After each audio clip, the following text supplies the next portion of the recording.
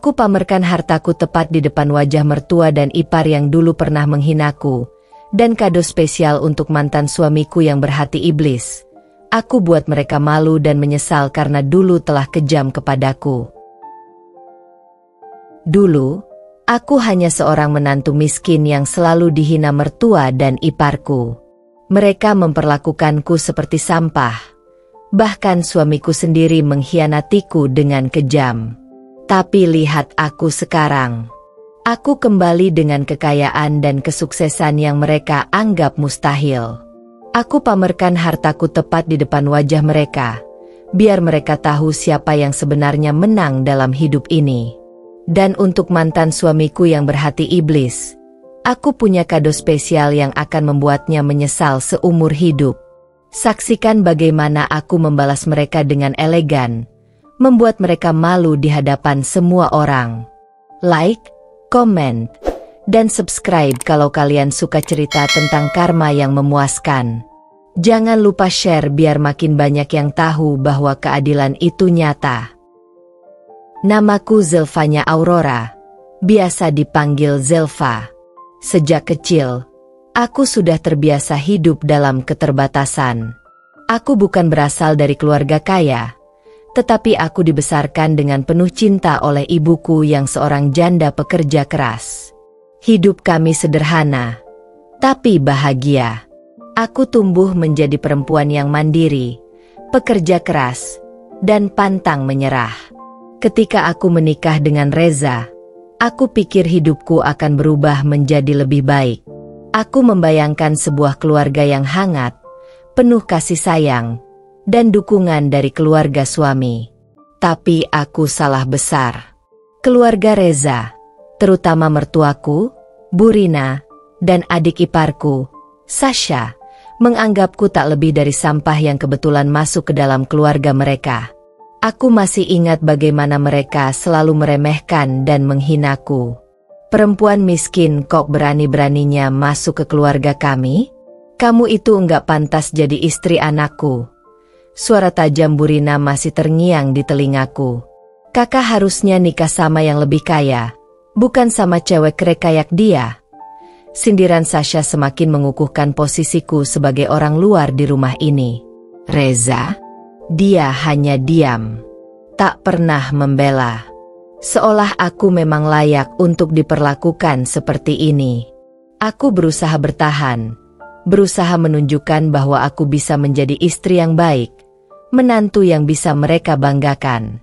Tapi sebaik apapun aku berusaha, bagi mereka, aku tetap rendah. Aku hanyalah perempuan miskin yang tidak pantas berdiri di samping mereka. Aku tak menyangka bahwa pernikahan yang kuanggap awal dari kebahagiaan, ternyata menjadi awal dari neraka yang panjang. Aku masih ingat hari pertama aku menginjakan kaki di rumah keluarga suamiku. Aku datang dengan penuh harapan, berpikir bahwa aku akan diterima dengan tangan terbuka. Aku membayangkan kehidupan rumah tangga yang harmonis, di mana aku bisa merawat suami dengan penuh cinta dan menghormati mertuaku seperti orang tuaku sendiri. Namun, kenyataan berkata lain. Sejak hari pertama, Burina menunjukkan ketidaksukaannya padaku. Tatapan matanya penuh dengan kebencian, seolah-olah aku adalah duri dalam daging yang tak seharusnya ada di keluarganya. Perempuan macam kamu bisa apa sih? Pantasnya jadi pembantu, bukan istri anakku, katanya dengan sinis ketika aku mencoba membantunya di dapur. Aku hanya bisa tersenyum, menahan air mata yang hampir jatuh. Aku mencoba meyakinkan diri bahwa mungkin aku hanya butuh waktu untuk diterima. Tapi seiring berjalannya waktu, aku sadar bahwa tidak peduli seberapa baik aku berusaha, mereka tidak akan pernah menerimaku. Adik iparku, Sasha, bahkan lebih kejam dari ibunya. Dia selalu mencari cara untuk merendahkanku di depan Reza. Bang, coba lihat istrimu ini. Pakaiannya norak banget. Masa istri abang kayak gini? Malu-maluin, katanya sambil tertawa dengan teman-temannya. Aku hanya bisa diam. Aku tidak ingin memperkeruh keadaan, Tidak ingin membuat Reza marah atau merasa terjepit di antara aku dan keluarganya. Tapi justru itulah masalahnya. Reza selalu diam. Ketika Burina atau Sasha menghinaku, dia hanya duduk tanpa ekspresi, seolah-olah aku memang pantas diperlakukan seperti itu. Aku berharap dia akan membelaku, mengatakan bahwa aku adalah istrinya, bahwa aku berharga. Tapi kata-kata itu tak pernah keluar dari mulutnya. Aku mulai lelah. Tapi aku masih bertahan. Aku pikir, mungkin jika aku tetap sabar, suatu hari mereka akan melihat ketulusan hatiku. Aku bekerja keras untuk menjadi istri yang baik. Aku bangun pagi-pagi untuk memasak, membersihkan rumah, memastikan semuanya berjalan dengan baik. Tapi semua yang kulakukan tak pernah cukup di mata mereka. Masakanmu ini apa? Hambar.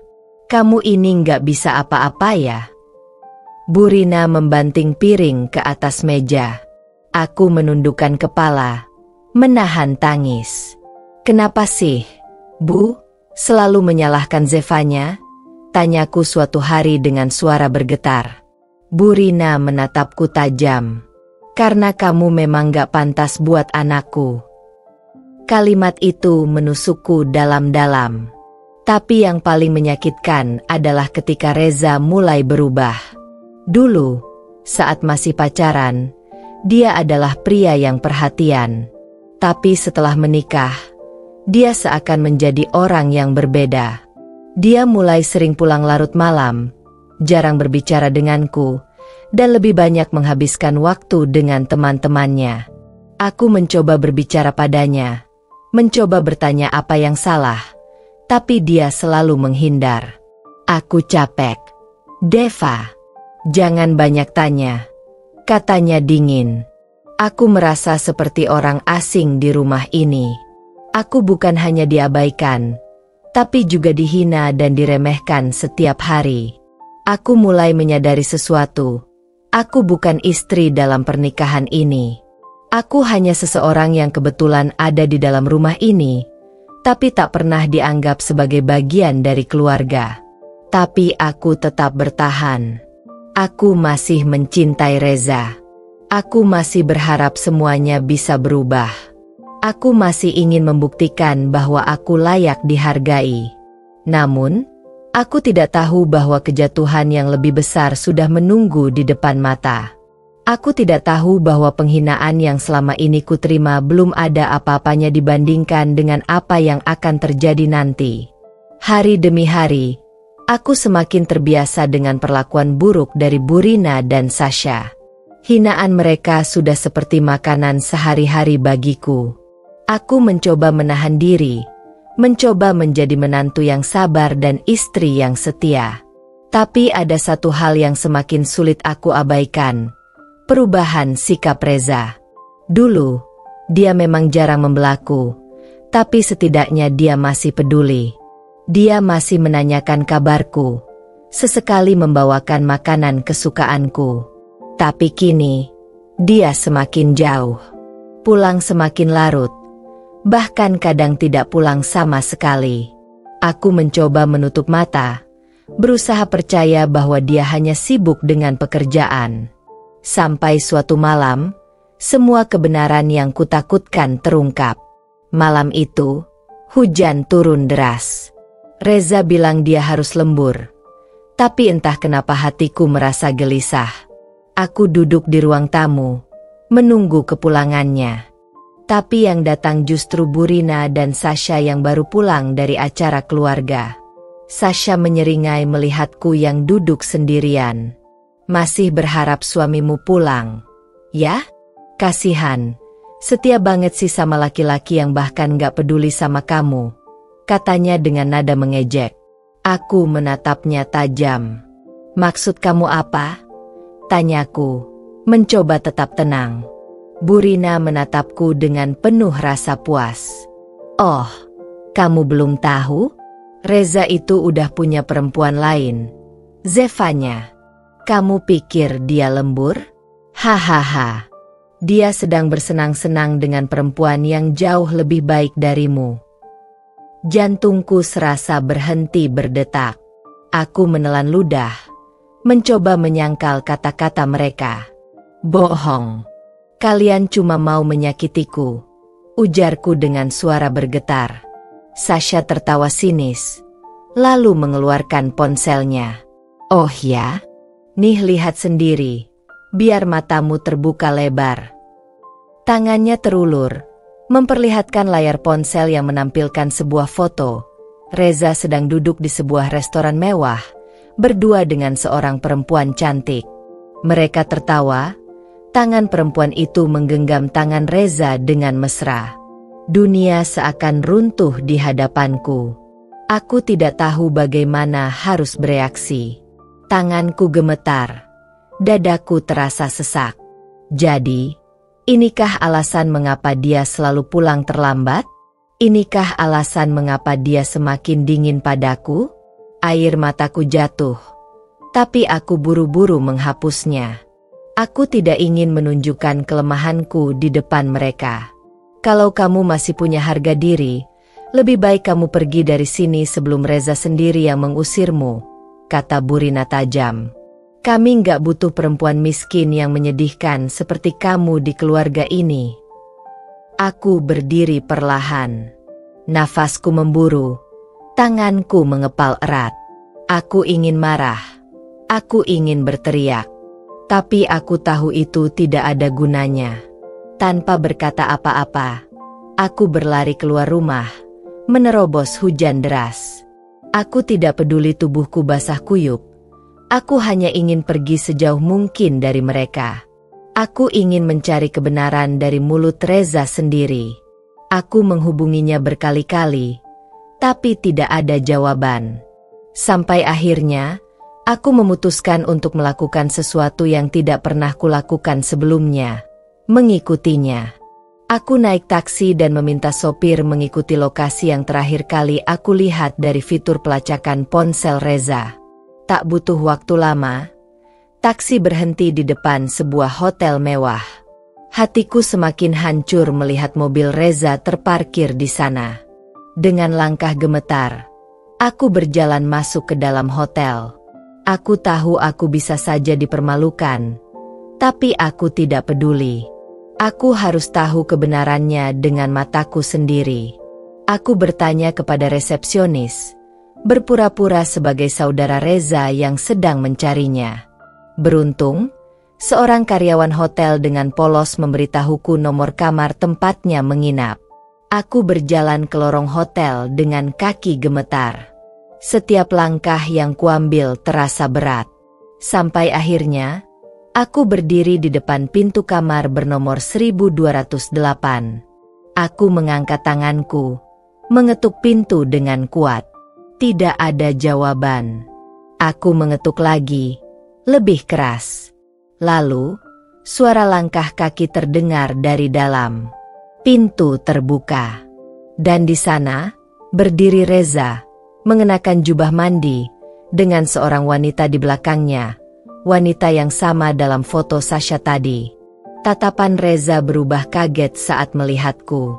Zevanya, apa yang kamu lakukan di sini? Aku menatapnya dengan penuh luka. Harusnya aku yang bertanya. Reza, apa yang kamu lakukan di sini? Wanita di belakangnya memeluk lengannya dengan manja. Sayang, ini siapa? Tanyanya dengan nada menggoda. Hatiku hancur berkeping-keping. Dan saat itu, aku sadar, aku sudah tidak punya siapa-siapa lagi. Aku berdiri terpaku di depan pintu kamar hotel. Jantungku berdetak begitu kencang hingga rasanya bisa meledak kapan saja. Reza berdiri di depanku dengan wajah terkejut. Sementara wanita di belakangnya masih bergelayut manja di lengannya, seolah kehadiranku sama sekali tidak berarti. Hujan yang tadi mengguyur tubuhku di luar belum juga kering, membuatku menggigil kedinginan. Tapi dibandingkan dengan perasaan sakit yang kini mencabik hatiku, dinginnya malam terasa tidak ada artinya. Zevanya, aku bisa jelasin, ini nggak seperti yang kamu pikirkan. Suara Reza bergetar, tetapi matanya jelas menunjukkan kepanikan. Aku tertawa kecil, tawa pahit penuh luka. Nggak seperti yang kupikirkan? Jadi aku harus berpikir apa? Reza, kamu ada di kamar hotel, hanya mengenakan jubah mandi, bersama wanita lain. Apa aku harus percaya kalau kalian cuma ngobrol sambil minum teh? Wanita itu mencibir, menatapku dari ujung kepala hingga ujung kaki. Kamu ini siapa sih? Nyelonong aja ke kamar orang. Aku mengalihkan tatapanku ke arahnya. Perempuan ini jelas lebih cantik, tubuhnya lebih terawat, dan pakaiannya jelas menunjukkan kelasnya yang tinggi. Aku bisa melihat alasan mengapa Reza memilihnya dibanding aku. Wanita ini adalah kebalikan dari aku yang selama ini dihina oleh ibu dan adiknya. Aku menatap Reza, mengabaikan wanita itu. Jadi ini alasan kenapa kamu berubah? Ini alasan kenapa kamu selalu pulang larut? Kenapa kamu selalu menghindar saat aku ingin bicara? Aku sudah menahan semuanya, bertahan dengan hinaan keluargamu, berpikir bahwa aku masih punya kamu. Tapi ternyata, bahkan suamiku sendiri pun mengkhianatiku. Reza menghela napas panjang. Aku nggak bermaksud menyakitimu, Deva. Aku tersenyum sinis. Oh, kamu nggak bermaksud? Kamu pikir aku ini apa? Reza, kamu pikir aku nggak punya perasaan? Reza diam. Tidak ada pembelaan. Tidak ada alasan lagi yang bisa dia buat. Dia tahu. Dia salah. Aku menatapnya tajam, lalu berkata dengan suara yang lebih tegas. Aku sudah cukup dihina oleh ibumu dan adikmu. Aku sudah cukup menahan semuanya karena aku berpikir kamu masih peduli.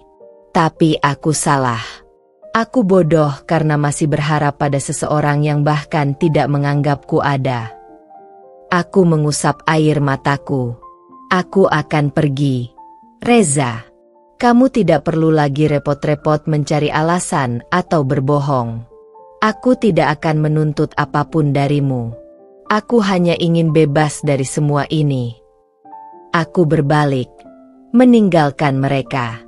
Tapi sebelum aku benar-benar pergi, aku menoleh sekali lagi. Semoga kamu bahagia dengan pilihanmu, Reza. Tapi ingat satu hal, suatu hari nanti, kamu akan menyesal. Dan aku pergi. Aku meninggalkan neraka itu. Aku kembali ke rumah hanya untuk mengemas barang-barangku. Burina dan Sasha tampak terkejut melihatku masuk dengan wajah penuh luka. Kenapa? Udah diusir sama Reza? Tanya Sasha dengan nada mengejek. Aku mengabaikan mereka. Aku berjalan ke kamar, mengambil koper dan mulai memasukkan barang-barangku. Aku hanya ingin pergi secepatnya dari rumah ini. Rumah yang seharusnya menjadi tempat berlindung, tetapi malah menjadi neraka bagiku. Burina mengikuti ke kamar, berdiri dengan tangan bersedekap. Kamu mau kemana? Jangan bilang kamu mau meninggalkan anakku begitu aja. Aku tertawa sinis. Bu. Aku hanya menyelamatkan diri sebelum kalian menghancurkanku lebih jauh. Sasha ikut masuk, menyandarkan diri di pintu dengan ekspresi penuh kemenangan. Baguslah, kalau gitu. Aku nggak perlu lagi lihat wajah miskin dan menyedihkan kamu di rumah ini. Aku berhenti mengemas barang, lalu berjalan mendekati Sasha. Kamu tahu, Sasha? Kamu dan ibumu sudah berhasil membuatku jatuh. Tapi satu hal yang kalian lupa, aku tidak akan selamanya jatuh. Akan ada saatnya aku bangkit. Dan saat itu terjadi, aku ingin melihat bagaimana ekspresi kalian ketika aku berdiri lebih tinggi dari kalian. Sasha tertawa kecil. Kita lihat saja nanti. Mimpi itu gratis, kan? Aku menatapnya tajam. Ya, dan aku akan membuktikan kalau mimpi bisa jadi kenyataan. Aku meraih koperku dan berjalan keluar rumah itu. Aku tidak menoleh lagi. Aku tidak akan kembali. Aku tidak tahu kemana aku harus pergi. Tapi yang pasti, aku tidak akan menyerah. Awal dari kebangkitanku. Hari-hari setelah meninggalkan Reza adalah hari-hari yang penuh perjuangan. Aku tidak punya tempat tinggal, tidak punya pekerjaan, dan tidak tahu harus kemana. Aku tinggal sementara di rumah seorang teman lama, sambil mencari pekerjaan. Aku tidak ingin meminta bantuan siapapun. Aku ingin membuktikan bahwa aku bisa berdiri sendiri. Aku bekerja keras, siang malam tanpa henti. Aku mulai dari bawah, dari pekerjaan yang mungkin diremehkan banyak orang. Aku menjadi kasir, menjadi pelayan restoran, apa saja yang bisa kulakukan untuk bertahan hidup. Tapi aku tidak berhenti di sana. Aku mulai belajar bisnis kecil-kecilan.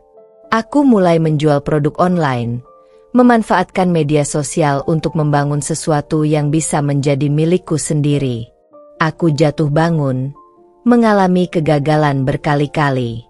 Tapi aku tidak menyerah. Aku terus berusaha, terus belajar. Sampai akhirnya, kesuksesan mulai menghampiriku. Bisnisku mulai berkembang, penghasilanku meningkat, dan aku bisa meninggalkan masa-masa sulitku di belakang. Aku tidak lagi Zevanya yang dulu. Aku bukan lagi wanita lemah yang bisa dihina oleh siapapun. Aku menjadi kuat. Aku menjadi seseorang yang bahkan tidak bisa mereka bayangkan. Dan aku bersumpah, aku akan kembali. Bukan untuk meminta belas kasihan, tetapi untuk menunjukkan bahwa aku lebih dari yang pernah mereka kira. 3 tahun telah berlalu sejak aku melangkah keluar dari rumah itu. 3 tahun penuh perjuangan, air mata, dan luka yang perlahan kupeluk sebagai pengingat bahwa aku pernah disakiti, tapi tidak pernah dikalahkan. Hari ini, aku berdiri di depan sebuah gedung tinggi menjulang yang bertuliskan nama perusahaanku sendiri, Zevana Beauty Group. Sebuah perusahaan kosmetik dan skincare lokal yang kini dikenal luas, tidak hanya di kota ini, tapi juga sudah mulai merambah pasar nasional. Produk-produknya dipakai selebriti, direview para influencer, dan dicari-cari para wanita yang ingin tampil percaya diri. Semua ini berawal dari air mata. Dulu aku adalah wanita yang ditendang keluar karena dianggap tak pantas jadi istri Reza, dianggap tidak berkelas oleh Burina, dan diremehkan habis-habisan oleh Sasha. Tapi hari ini, aku adalah CEO dari sebuah perusahaan yang omsetnya menyentuh miliaran rupiah setiap bulan. Dan yang paling menyenangkan dari semua ini adalah, aku bangkit tanpa harus menjilat luka lama. Suatu siang yang cerah, aku menerima undangan gala dinner dari yayasan tempat aku menjadi donatur tetap. Mereka mengadakan acara amal besar-besaran, dan memintaku menjadi tamu kehormatan. Tentu saja aku menyanggupi. Tidak kusangka, hari itu akan menjadi panggung kebenaran yang tak terduga. Pertemuan tak terelakkan. Acara berlangsung di ballroom hotel bintang 5. Aku datang dengan mengenakan gaun satin berwarna emerald dengan detail berlian di bagian leher dan pergelangan tangan. Rambutku disanggul elegan, riasan wajahku sempurna. Aku masuk ruangan dengan penuh percaya diri, menggandeng salah satu direktur kepercayaanku sebagai partner malam itu. Semua mata tertuju padaku. Tapi yang paling menarik perhatian adalah 3 pasang mata dari ujung ruangan. Mata Reza, Burina, dan Sasha. Mereka mematung. Reza bahkan terlihat seperti kehilangan kata. Sasha menelan ludah, sementara Burina seperti ingin lari keluar dari ruangan. Aku menatap mereka sekilas, tersenyum kecil, lalu berjalan melewati mereka tanpa memberi salam. Tak perlu basa-basi, aku tidak ingin mereka berpikir aku masih peduli. Namun, takdir sepertinya suka bermain-main. Beberapa saat kemudian, panitia memintaku maju ke atas panggung untuk memberi sambutan. Setelah beberapa kata formal, Aku menatap seisi ruangan dengan senyum yang tak bisa kusembunyikan. Dulu aku hanyalah seorang istri yang dianggap tidak layak, diremehkan, dan bahkan disingkirkan. Tapi hari ini, aku berdiri di sini bukan untuk menyombongkan keberhasilanku, tapi untuk membuktikan bahwa perempuan yang terluka bisa menjadi perempuan yang luar biasa ketika diberi kesempatan dan kepercayaan pada dirinya sendiri. Riuh tepuk tangan memenuhi ruangan. Aku melihat Reza menunduk dalam-dalam, sementara Sasha memalingkan wajah. Bu Rina menutup wajah dengan kipasnya, pura-pura menyeka peluh yang tak ada.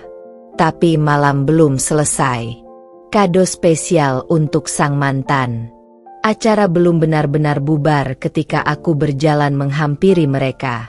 Tak sopan rasanya berpura-pura tidak mengenal 3 orang yang dulu pernah mewakili bagian paling pahit dalam hidupku.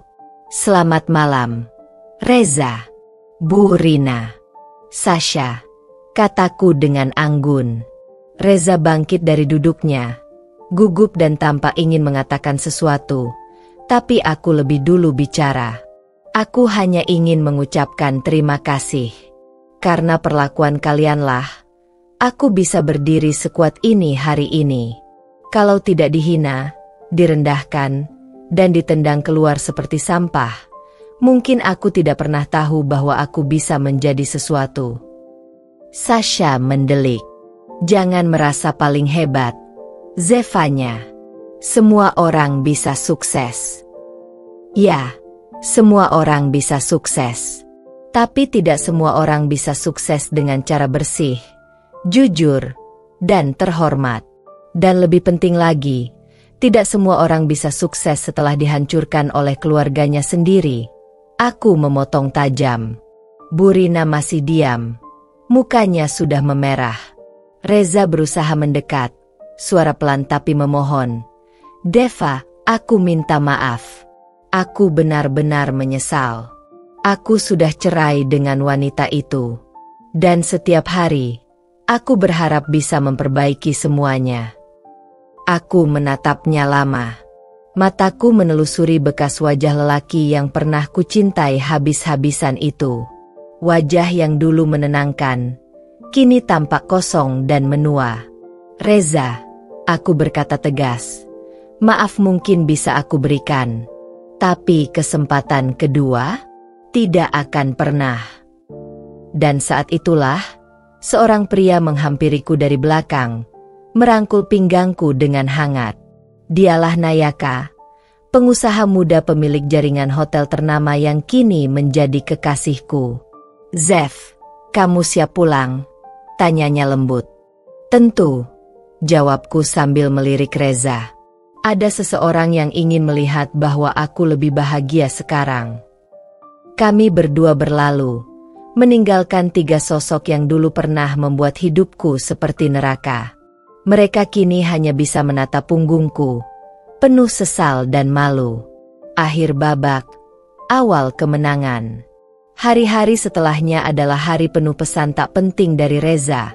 Permintaan maaf, ajakan bertemu, bahkan pengakuan bahwa ia masih mencintaiku. Tapi aku tak pernah membalas.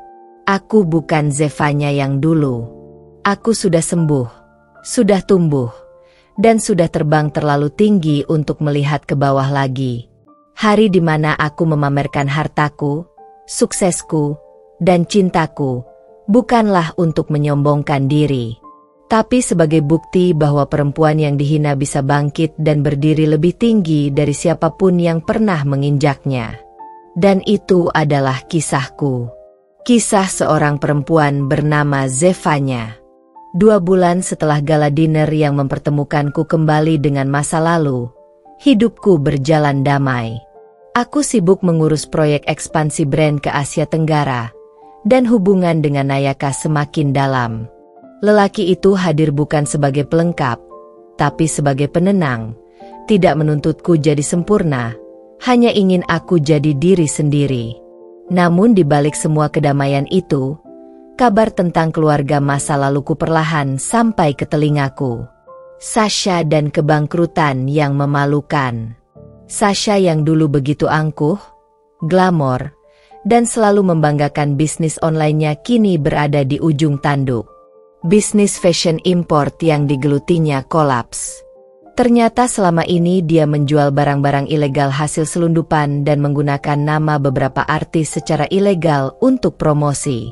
Masalah makin pelik ketika kasusnya masuk media. Berita tentang Sasha, adik ipar selebriti kecantikan Zevanya, tertangkap karena menjual produk ilegal, menjadi headline di mana-mana. Aku membaca berita itu pagi-pagi sambil menyeruput kopi di balkon rumahku yang menghadap laut. Ada rasa getir di hatiku, tapi juga kelegaan yang tak bisa kusembunyikan.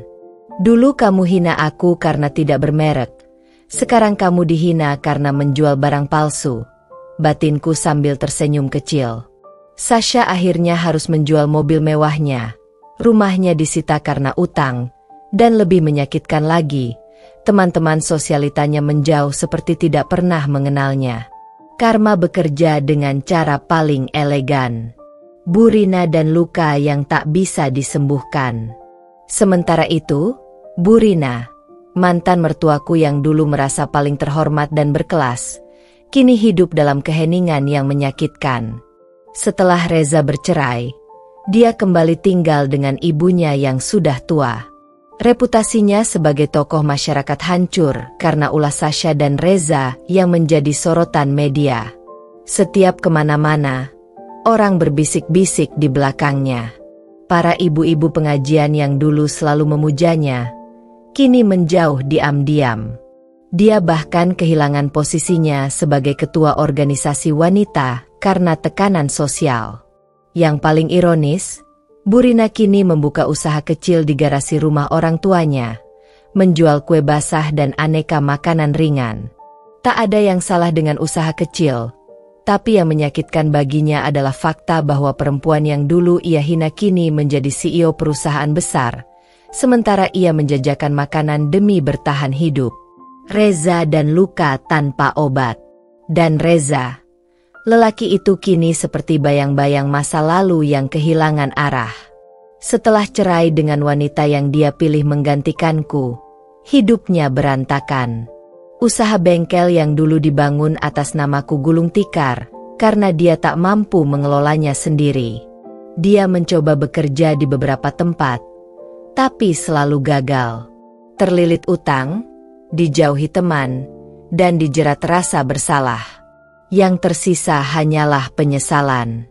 Suatu malam, dia mengirimiku email panjang. Kali ini bukan rayuan, tapi curhat penuh tangis. Tentang betapa hancurnya hidupnya, betapa dia sadar telah menyia-nyiakan orang yang paling mencintainya. Maafkan aku, Deva. Aku tahu tak akan bisa kembali padamu. Aku cuma ingin kamu tahu, aku menyesal.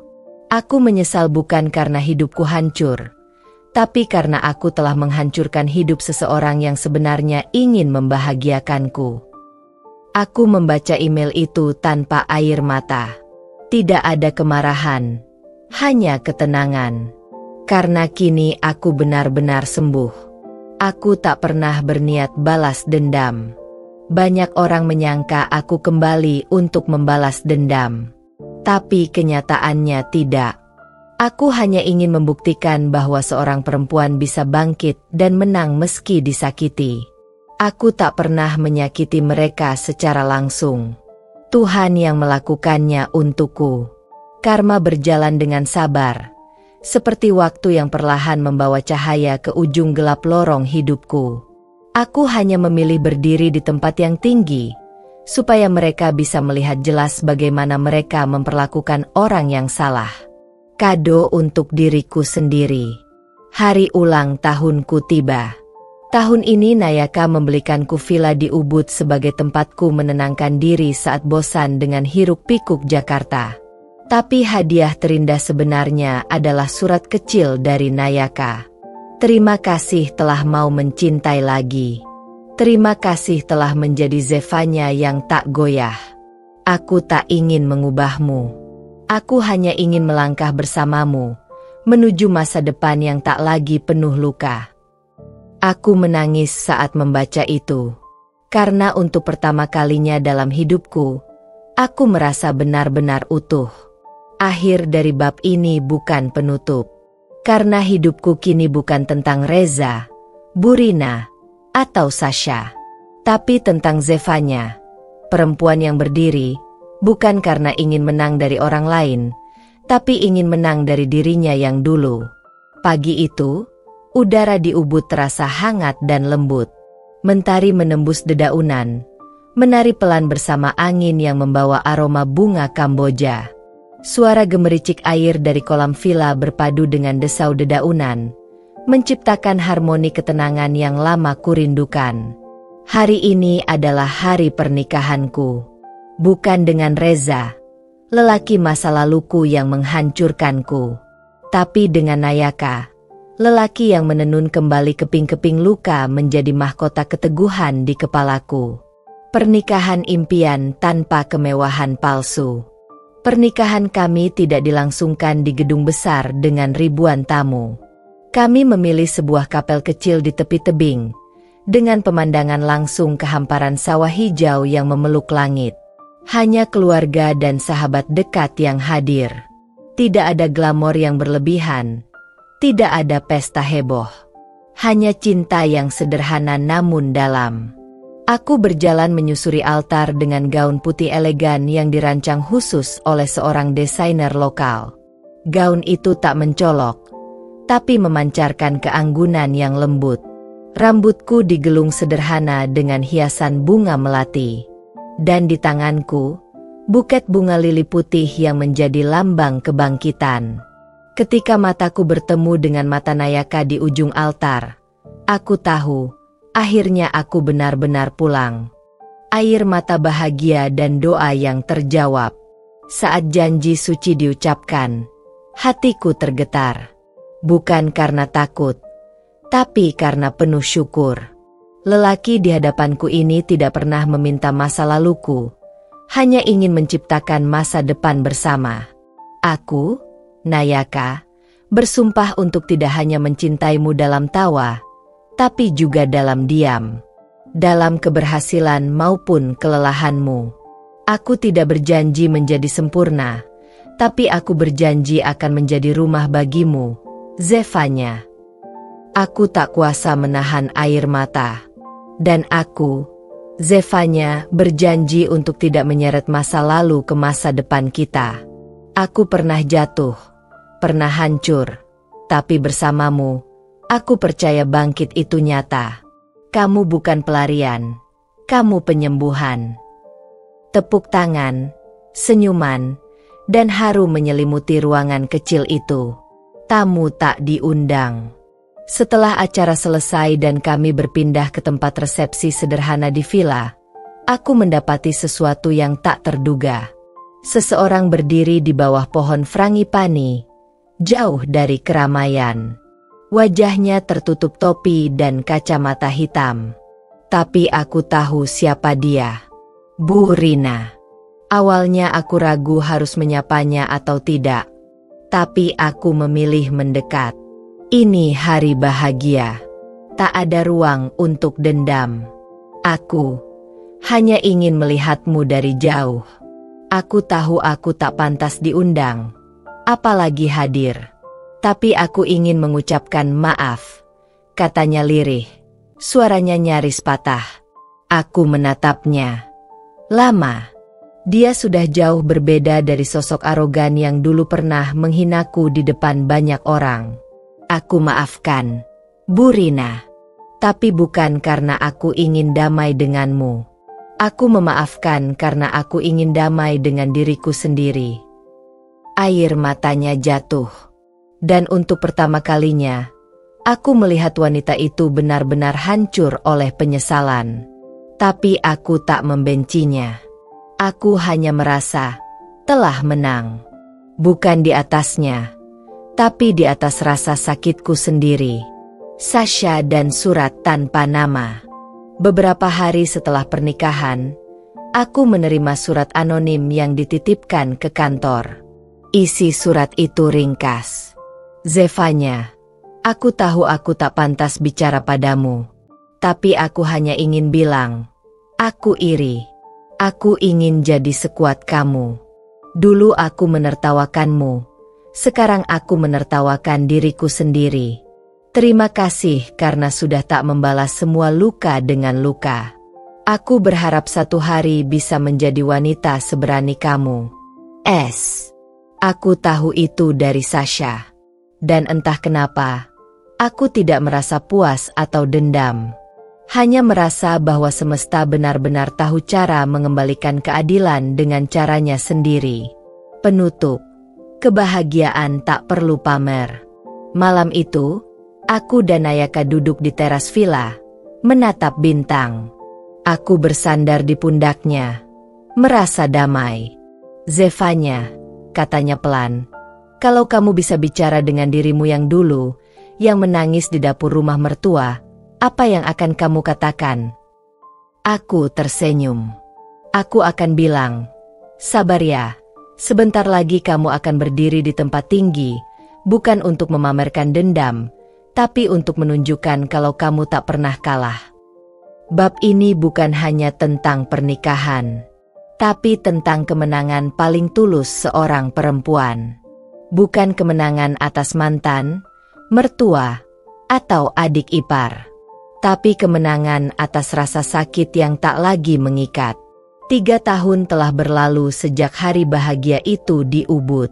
Hidupku bersama Nayaka tidak sempurna, tapi kami saling menyempurnakan. Kami membangun usaha sosial bersama, Rumah Bangkit, sebuah yayasan yang memberdayakan perempuan korban kekerasan rumah tangga dan penelantaran. Siapa sangka, luka yang dulu hampir membunuhku, kini menjadi bahan bakar yang menyalakan harapan bagi ratusan perempuan lain. Setiap kali aku berbicara dalam seminar, pelatihan, atau talk show di televisi, aku tak pernah menyembunyikan siapa aku dulu. Nama Zevanya kini bukan sekadar nama, tapi simbol kekuatan dan kebangkitan. Ajang nasional. Kisahku menggema.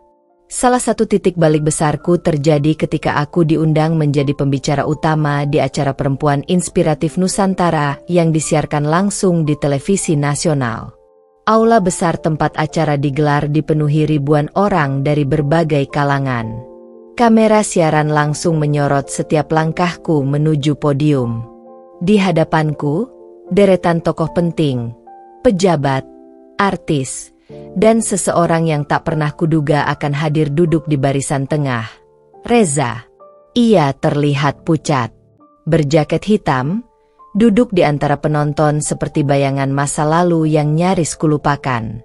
Pidato yang membungkam masa lalu. Aku menarik napas panjang sebelum bicara. Semua penonton diam. Hening. Mataku menatap lurus ke depan. Saya Zevanya. Dulu saya hanya dikenal sebagai menantu tak berguna, istri pemalas, wanita tak tahu diri. Tapi semua itu saya buktikan salah, bukan dengan amarah, tapi dengan karya.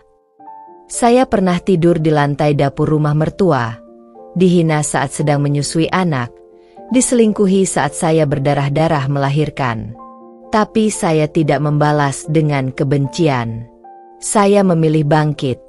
Karena saya tahu, saya bukan perempuan lemah seperti yang mereka pikirkan.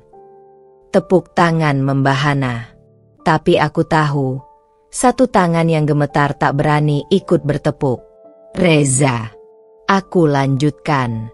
Dan hari ini, saya ingin berkata kepada semua perempuan yang pernah dipandang rendah, kamu tidak butuh pembuktian kepada mereka. Cukup buktikan pada dirimu sendiri bahwa kamu pantas bahagia. Reza sujud di hadapan Zevanya. Setelah acara selesai dan aku dikerumuni wartawan dan penggemar, seorang pria mendekat. Dengan langkah tak yakin, tubuh gemetar, dan mata yang merah. Reza. Ia langsung berlutut di depanku. Orang-orang langsung merekam. Kamera media menyorot momen itu. Zevanya, aku minta maaf. Aku salah. Aku hancur sekarang. Usaha bangkrut, Aku dipecat, Sasha meninggalkanku, dan Burina masuk panti jompo karena tak ada yang mengurus. Matanya sembab, tangannya menjulur padaku seperti pengemis mencari belas kasih. Zevanya, kamu benar. Kamu perempuan luar biasa. Aku bukan siapa-siapa tanpa kamu. Tolong, beri aku kesempatan. Aku menatapnya. Tanpa emosi. Tanpa marah. Hanya iba yang tak bisa ditukar dengan simpati. Reza, aku sudah memaafkanmu bahkan sejak aku mengucapkan kata cerai. Tapi memaafkan bukan berarti kembali. Aku bukan milikmu lagi. Aku adalah milik diriku sendiri dan seseorang yang mencintaiku dengan benar. Suasana mendadak hening. Semua terdiam menyaksikan. Burina dan Karma yang diam-diam menyapa. Beberapa hari setelah peristiwa itu, aku mengunjungi sebuah panti jompo. Seorang petugas menyapaku, Bu Zevanya, penghuni kami sangat ingin bertemu Anda. Dan benar saja, di salah satu kamar, duduk sosok renta yang menatapku dengan mata yang dulu pernah menghina, kini berkaca-kaca. Burina, aku bukan lagi siapa-siapa. Zevanya, aku kehilangan segalanya. Sasha tak pernah menjenguk. Reza hanya datang jika butuh uang. Dan kamu, yang paling aku hina, justru yang datang menengokku hari ini. Aku tak berkata banyak. Hanya menggenggam tangannya dan berkata, kebaikan tidak perlu alasan, dan keburukan selalu punya balasan. Akhir yang tak terduga. Surat dari Sasha.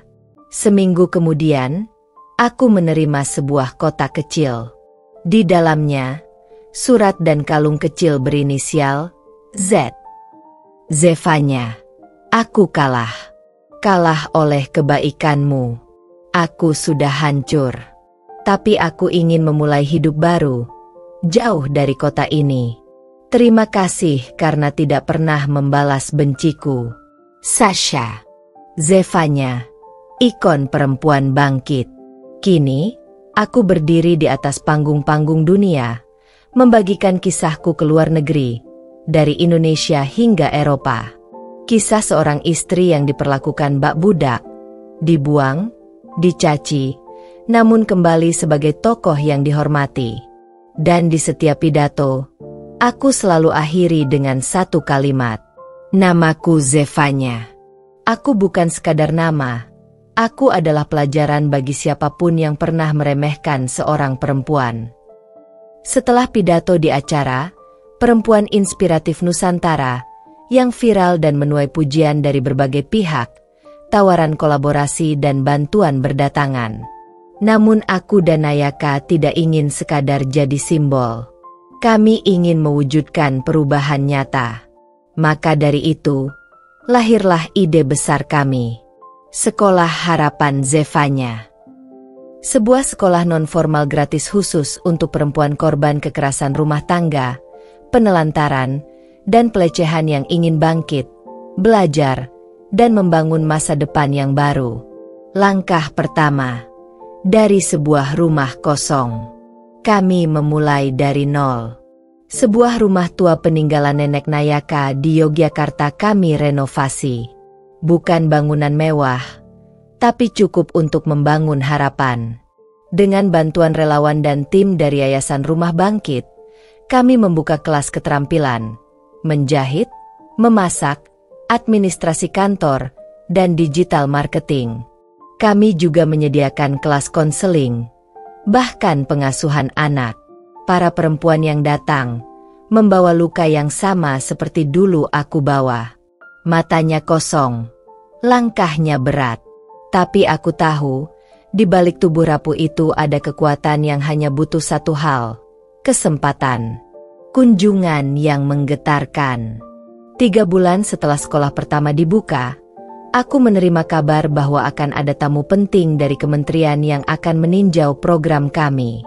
Tapi aku tidak menyangka siapa yang datang. Sasha. Dengan pakaian sederhana, Rambut dikuncir seadanya.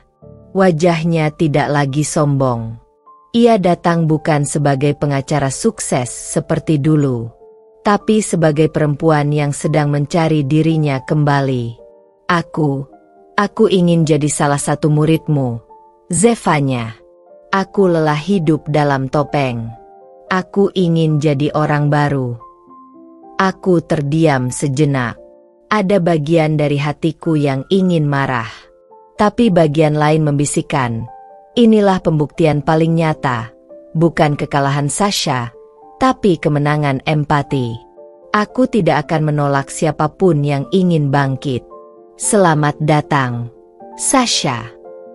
Proyek nasional dan sorotan dunia. Program kami mendapat sorotan nasional dan internasional.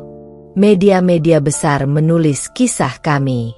Wartawan dari Korea, Jepang, hingga Inggris datang untuk meliput. Bahkan kami diundang oleh UNESCO untuk berbicara tentang konsep healing through education. Kini sudah ada 7 cabang sekolah harapan Zevanya tersebar di berbagai kota besar. Yogyakarta, Bandung, Medan, Surabaya, Makassar, Kupang, dan Jayapura.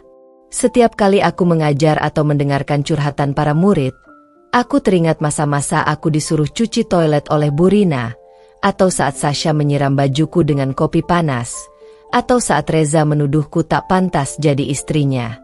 Dan di setiap ruang kelas itulah aku menemukan pembalasan paling manis. Bukan dengan benci, tapi dengan keberhasilan. Bu Rina menyaksikan dari kursi roda. Suatu hari, tim kami mengadakan acara wisuda simbolis untuk para murid pertama. Aku memutuskan untuk mengundang Bu Rina secara pribadi. Ia datang didorong kursi roda oleh seorang petugas panti. Tatapannya tak setajam dulu. Kini hanya penuh penyesalan. Di atas panggung, saat aku memberikan medali keberhasilan kepada para perempuan tangguh, ia menangis pelan. Saat acara usai, aku menghampirinya. Bu, terima kasih karena dulu ibu pernah menjatuhkanku, kataku sambil tersenyum. Ia menggenggam tanganku. Kamulah anak yang paling layak jadi menantuku, tapi aku terlalu buta untuk menyadarinya dulu. Aku hanya membalas dengan pelukan. Tak ada gunanya membenci seseorang yang kini tak punya apa-apa selain penyesalan. Reza, mantan suami, kini penonton setia. Reza masih sesekali muncul di media sosialku. Ia tak lagi memiliki kekuasaan, rumahnya sudah dijual, pekerjaannya tidak tetap, dan reputasinya hancur karena semua yang telah ia lakukan dulu ikut terbongkar lewat pengakuan publik Sasha. Namun yang membuatku paling terkejut adalah saat aku menerima sebuah email. Subjek, terima kasih, Zevanya. From Reza. Isi, Zevanya. Dulu aku pikir kekayaan itu mobil mewah dan rumah bertingkat. Tapi setelah melihatmu, aku sadar kekayaan sejati adalah menjadi berarti bagi orang lain. Maafkan aku, dan terima kasih karena tak pernah membalas dengan kebencian. Aku membalas singkat. Semoga kamu bisa bangkit juga. Tapi kali ini, bukan untuk menginjak orang lain. Kebahagiaan sejati, di rumah yang penuh tawa. Di akhir hari, setelah segala pencapaian, penghargaan, dan tepuk tangan, kebahagiaanku bukan terletak di atas panggung, tapi di rumah kecil nan hangat yang kujalani bersama Nayaka dan anak angkat kami, Liora, yang dulu ditelantarkan orang tuanya dan kini jadi gadis kecil yang cerdas dan penuh semangat. Aku memasak, Nayaka menyiram tanaman, dan Liora menempelkan stiker bintang di buku sekolahnya. Disitulah letak kemenangan sejati. Bukan membalas dendam dengan kekerasan, tapi membalas luka dengan cinta. Aku Zevanya. Aku pernah diinjak, dihina, ditinggalkan. Tapi aku memilih bangkit, dan kini, aku berdiri, bukan untuk menginjak balik, tapi untuk mengulurkan tangan bagi mereka yang dulu sepertiku. Pagi itu, mentari menembus jendela rumah kami di Jogja. Rumah yang sederhana tapi penuh cinta. Di meja makan, Liora sedang membaca buku cerita bergambar dengan penuh semangat. Tangannya kecilnya menunjuk ke gambar seorang perempuan berjubah putih yang sedang membantu orang-orang miskin. Matanya yang bulat bersinar. Mama Deva, suatu hari aku juga mau bantu orang banyak kayak Mama. Aku tersenyum, menatapnya dengan haru. Liora sayang, kamu jauh lebih hebat dari Mama.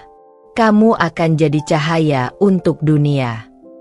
Liora bukan darah dagingku, tapi dia adalah bagian dari jiwaku. Kami menemukannya saat usia 3 tahun, dibuang oleh orang tuanya yang tak mampu merawat. Kini, dia tumbuh menjadi anak yang cerdas, berani, dan penuh kasih. Dan perlahan-lahan, dia mulai bertanya soal masa laluku, rahasia yang terkuak. Liora berdiri di depan dinding tempat kuletakkan foto-foto masa lalu. Ada satu foto, aku yang sedang menyapu di rumah Reza dengan wajah tertunduk. Di sebelahnya foto pernikahanku yang dulu, dengan senyum palsu di bibirku. Mama Deva, kenapa di foto ini Mama sedih? Aku menghela napas. Sudah saatnya. Aku duduk di sampingnya dan menceritakan semuanya. Tentang Reza, Burina, Sasha, dan bagaimana aku pernah dihina, dibuang, dan diinjak. Tentang bagaimana aku hampir menyerah, tapi memilih bangkit. Wajah Liora berubah. Matanya berkaca-kaca. Tapi kenapa Mama masih baik sama orang-orang yang jahat itu? Tanyanya polos. Aku memeluknya erat. Karena jika Mama membalas mereka dengan kebencian, maka Mama akan jadi seperti mereka. Tapi kalau Mama memaafkan dan bangkit, maka Mama menang. Sasha dan pelajaran tak terduga. Liora tidak hanya belajar dari kisahku. Ia juga mulai dekat dengan Sasha yang kini telah berubah drastis. Sasha, mantan ipar yang dulu menyakitiku, kini menjadi mentor digital marketing di Sekolah Harapan. Meski hidupnya tidak lagi mewah, ia menemukan makna sejati dari hidup. Sasha sering bercerita pada Liora. Tante Sasha dulu jahat, Liora. Tapi Mama Deva tidak pernah membalas aku. Dan karena itu, Tante bisa berubah. Liora memperhatikannya dengan serius. Kalau aku besar nanti, aku juga mau bantu orang jahat jadi baik kayak Tante Sasha. Sasha menitikkan air mata mendengar kalimat itu. Anak kecil itu menjadi cermin dari harapan yang tak pernah padam. Reza mencoba masuk lagi. Suatu hari, aku mendapat kabar dari seorang staf. Reza datang ke salah satu cabang Sekolah Harapan di Surabaya. Ia tidak datang untuk merusuh, tapi untuk menjadi volunteer. Aku terdiam saat mendengar kabar itu. Reza, pria yang dulu dengan bangga menampar harga diriku, kini menawarkan dirinya untuk mengecat dinding dan membersihkan taman? Aku tak ingin berprasangka, tapi aku tahu aku harus melihatnya sendiri. Aku pun terbang ke Surabaya. Ketika aku tiba, aku melihat Reza mengenakan kaos polos, wajahnya kurus dan penuh kerutan. Tapi sorot matanya tidak lagi arogan. Ia menunduk saat melihatku. Zevanya, aku tidak layak untuk bicara banyak. Aku hanya ingin menebus sebagian kecil dari apa yang pernah kulakukan. Aku menatapnya dalam diam. Di satu sisi, luka itu masih ada. Tapi di sisi lain, aku tahu, pengampunan adalah warisan yang akan kulanjutkan untuk anakku. Kamu tidak perlu menebus apapun pada aku. Tapi jika niatmu untuk menolong orang lain, maka bantu mereka. Bukan untukku, tapi untuk dirimu sendiri. Liora jadi pembicara cilik. Di ulang tahun ke-5 Sekolah Harapan, kami mengadakan acara besar bertajuk luka jadi cahaya. Aku sempat berpikir untuk menjadi pembicara utama. Tapi Nayaka justru mendorong seseorang yang tak kusangka. Liora. Di usia 8 tahun, dia berdiri di atas panggung. Suaranya gemetar, tapi kata-katanya menghunjam. Dulu Mama Deva dihina, dijatuhkan, dan ditinggalkan. Tapi sekarang Mama bangkit. Dia tidak menendang balik, tapi membuka pintu. Dan karena itu, aku punya rumah, aku punya cinta, dan aku percaya semua perempuan yang terluka bisa sembuh karena mereka punya kekuatan untuk bangkit. Aku akan teruskan perjuangan Mama. Seluruh ruangan berdiri dan bertepuk tangan, termasuk Reza yang duduk di barisan belakang, menunduk, meneteskan air mata. Warisan nama Zevanya. Sebuah makna. Beberapa bulan kemudian, Liora meminta sesuatu padaku. Mama, bolehkah aku ganti nama belakangku? Aku ingin dipanggil Liora Zevanya. Aku terdiam, lalu tersenyum, dan memeluknya erat. Nama itu bukan sekadar identitas. Itu adalah tanggung jawab. Tapi kamu sudah membuktikan bahwa kamu pantas memikulnya. Kini, Liora Zevanya menjadi ikon muda harapan perempuan Indonesia. Di usianya yang masih muda, ia menulis buku anak-anak, menjadi pembicara, dan mewakili Indonesia dalam forum anak-anak dunia. Dan aku, Zevanya yang dulu diinjak, kini berdiri bangga menyaksikan anakku tumbuh menjadi pewaris cahaya yang tak akan pernah padam. Aku bukan hanya membuktikan pada dunia bahwa aku bisa bangkit. Aku juga menumbuhkan cahaya baru yang akan menerangi jalan perempuan-perempuan setelahku. Namanya Liora Zevanya. Bab 11. Luka baru, musuh lama. Beberapa tahun setelah Liora tumbuh sebagai anak yang luar biasa dan menjadi simbol harapan, Zevanya merasa hidupnya mulai menemukan titik keseimbangan. Ia dan Nayaka, pria yang dulu menemaninya saat ia mulai membangun sekolah harapan, kini resmi menikah dalam sebuah upacara yang sederhana namun penuh kehangatan.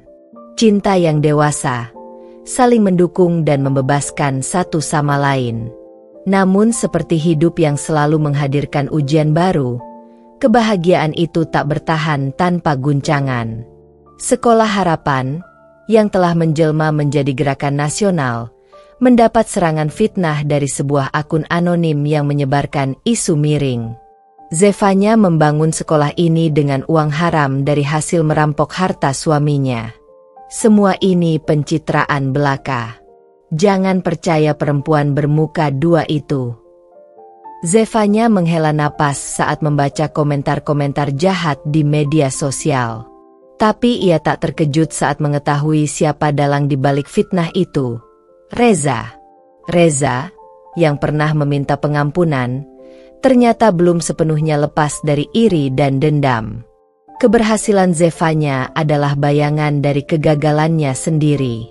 Saat ia kembali ditolak oleh Sasha yang kini benar-benar berubah, dan tak lagi mau dikaitkan dengan masa lalu kelam, Reza makin terpuruk. Zevanya tak tinggal diam. Tapi ia juga tak menggunakan dendam sebagai senjata. Ia menggelar konferensi pers terbuka, memperlihatkan semua dokumen dan transparansi dana sekolah harapan. Ia bahkan mengundang jurnalis untuk ikut melihat langsung kegiatan mereka. Kebenaran itu tak butuh dibela dengan teriakan, cukup dengan bukti. Reza akhirnya dilaporkan oleh pihak media karena menyebar hoaks. Saat polisi datang ke tempat tinggalnya, yang sekarang jauh dari kemewahan, Reza hanya bisa menunduk. Ia tak lagi membalas dengan amarah. "Aku bukan ingin kamu dihukum," kata Zevanya saat mereka bertemu untuk terakhir kalinya. "Aku hanya ingin kamu sadar. Kebahagiaanku bukan kutukan buatmu, Reza. Tapi caramu memperlakukanku yang membuatmu jauh dari bahagia." Di saat konflik Reza berakhir, Zevanya mendapat kabar tak terduga. Burina sakit keras.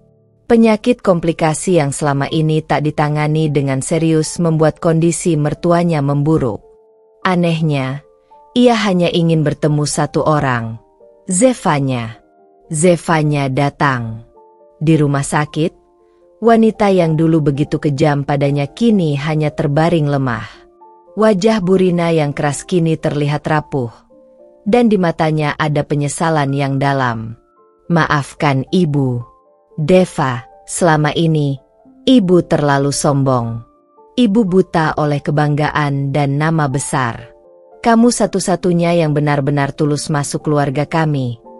Tapi malah kamu yang kami hancurkan. Zevanya menggenggam tangannya. Ibu, saya sudah lama memaafkan. Tuhan mengajarkan saya begitu. Saya tidak mau hidup saya dibayangi dendam. Saya ingin Liora tumbuh dari cinta, bukan luka. Burina menangis sejadi-jadinya. Dan beberapa hari kemudian, ia meninggal dunia. Zevanya mengurus pemakamannya, menyambut semua keluarga Reza dengan tenang dan bijaksana. Bahkan Liora ikut memimpin doa. Orang-orang yang dulu mencaci Zevanya kini menunduk. Malu oleh kebesaran hati yang tak bisa mereka miliki, Liora tumbuh menjadi remaja yang luar biasa. Ia berhasil masuk ke universitas bergengsi di Inggris dengan beasiswa penuh. Sebelum berangkat, ia memeluk ibunya erat. Mama, aku janji. Aku akan teruskan warisan ini. Sekolah harapan akan terus menyala, dan aku akan jadi cermin dari semua keberanian Mama. Zevanya tersenyum. Hatinya penuh syukur. Dari puing-puing luka, kini berdiri pilar kekuatan. Sasha kini menjadi guru tetap di sekolah harapan dan juga pengisi materi, pemulihan diri dan kesadaran diri bagi perempuan. Banyak ibu rumah tangga dan perempuan korban kekerasan datang mencari cahaya, dan mereka menemukannya di sana. Reza, setelah menjalani hukuman sosial dan dipenjara selama 6 bulan karena penyebaran fitnah, ia memutuskan menjadi relawan di panti jompo. Diam-diam, ia menyumbangkan sebagian hasil kerjanya untuk anak-anak yatim. Tak pernah kembali ke kehidupan lamanya. Dan Zevanya kini menjadi ikon kekuatan perempuan nasional. Ia menulis buku bestseller berjudul Perempuan yang Tak Pernah Padam. Dan setiap pembaca akan tahu, ini bukan kisah fiksi. Ini adalah kisah nyata tentang luka, ketegaran, dan cinta yang tak mengenal pamrih. Epilog, kado spesial untuk mantan suami. Di ulang tahun ke-10 Sekolah Harapan, Zevanya mengundang tokoh penting dan alumni dari berbagai daerah. Malam itu, panggung penuh cahaya. Dan saat semua hadirin mengira pidato akan menjadi penutup, Zevanya mengangkat satu kotak kecil. Ini adalah kado spesial, ucapnya. Kotak itu berisi foto-foto lama, saat ia jadi pembantu, saat ia dimaki Burina, wajah Sasha yang sinis, dan Reza yang bersanding dengan perempuan lain. Foto ini akan saya simpan, bukan untuk dendam, tapi agar saya selalu ingat bahwa dari reruntuhan kehinaan, saya membangun kerajaan. Dari air mata, saya lahir kembali. Dan dari kegelapan, saya menyalakan cahaya. Tepuk tangan bergemuruh. Reza yang hadir secara diam-diam di antara hadirin, berdiri perlahan dan menunduk dalam. Zevanya bukan hanya menang. Ia telah berubah menjadi perempuan yang tak bisa dihancurkan.